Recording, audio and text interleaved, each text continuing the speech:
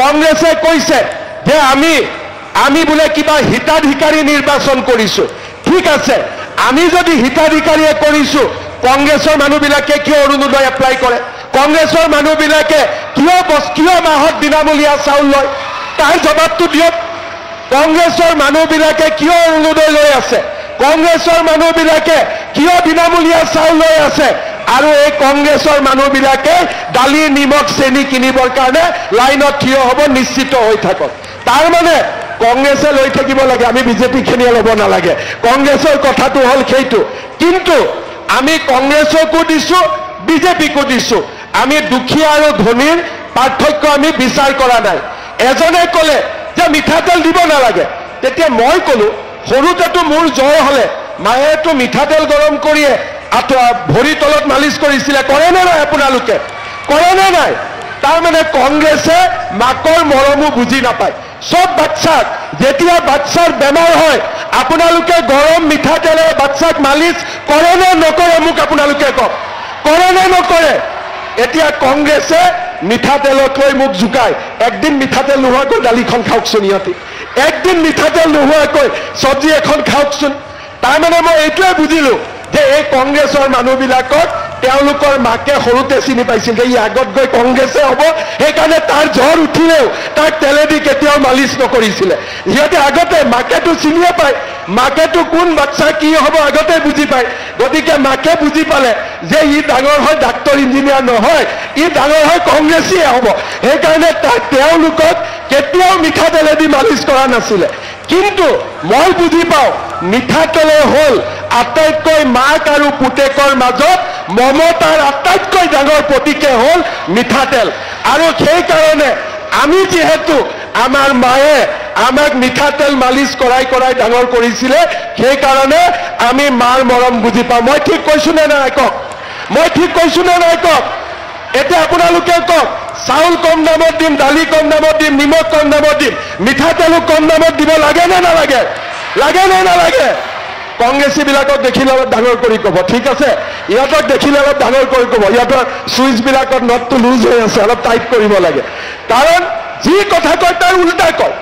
এছেম্বলিত কয় যে আমাৰ সমষ্টিত কিয় অৰুণোদয় পোৱা নাই আকৌ মিটিঙত কয় কংগ্ৰেছে হিতাধিকাৰী বনাইছে আৰু চৰকাৰৰ দায়িত্ব কি চৰকাৰতো আমাক কোনোবাই মুখ্যমন্ত্ৰী হৈ আৰাম কৰিবৰ কাৰণে আমাক মুখ্যমন্ত্ৰী বনাইছে নেকি দুখীয়া মানুহক সহায় কৰিবৰ কাৰণেতো মোক মুখ্যমন্ত্ৰী বনাইছে নে নাই গতিকে আজি এতিয়া আমি 1 লাখ চাকৰি দিম বুলি ক'লো কংগ্ৰেছে ক'লে নাই দিব নোৱাৰে মোৰো জেদ লাগিলে ঠিক আছে যা 1 লাখ কৈছিলো 2 লাখ দি দিম এতিয়া এই নৱেম্বৰত আমি 2 লাখ চাকৰি দিয়ে আমি সংখ্যা পাৰ কৰিম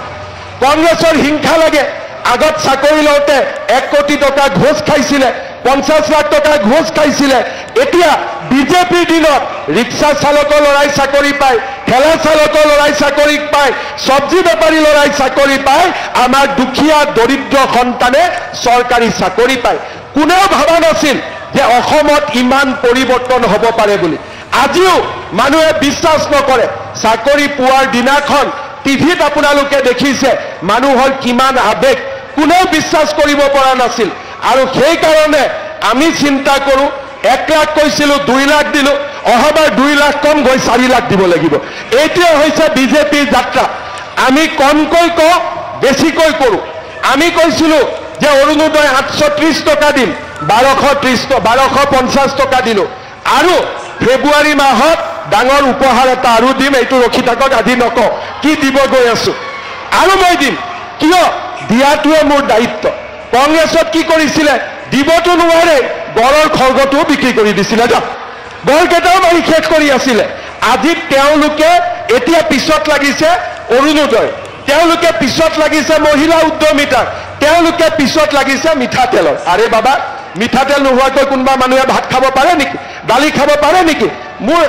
এনে কংগ্ৰেছৰ মানুহবিলাকে ৰাহুল গান্ধী সোনিয়া গান্ধী বিলাক সব ফৰেনৰ বস্তু হয় কিজানি বেলেগ তেল খায় এইটো বেলেগ কথা অসমততো মানুহে মিঠাতেলে খাব লাগিব বেলেগ কি তেল খাব বেলেগ খাব পাৰিব নেকি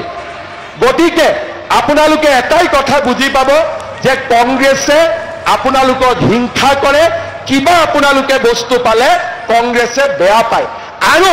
আমি আপোনালোকক সন্মান কৰো আজি যদি 1 দিছো অহাকালি 2 দিম বুলি আমি কাম কৰি গৈ থাকো কাৰণ আমি মাতৃৰ মমতাক বুজি পাওঁ আমি মাৰ মৰম বুজি পাওঁ কাৰণ আমি সকলোৱে কোনো মেচিনৰ পৰা জন্ম হোৱা নাই মাৰ পেটৰ পৰাই আমি জন্ম হৈছো আৰু যি সন্তানে নিজৰ মাকৰ সন্মান ৰাখিব নাজানে সেই সন্তান কেতিয়াও পৃথিৱীত আগবাঢ়ি যাব নোৱাৰে তাক মই বিশ্বাস কৰোঁ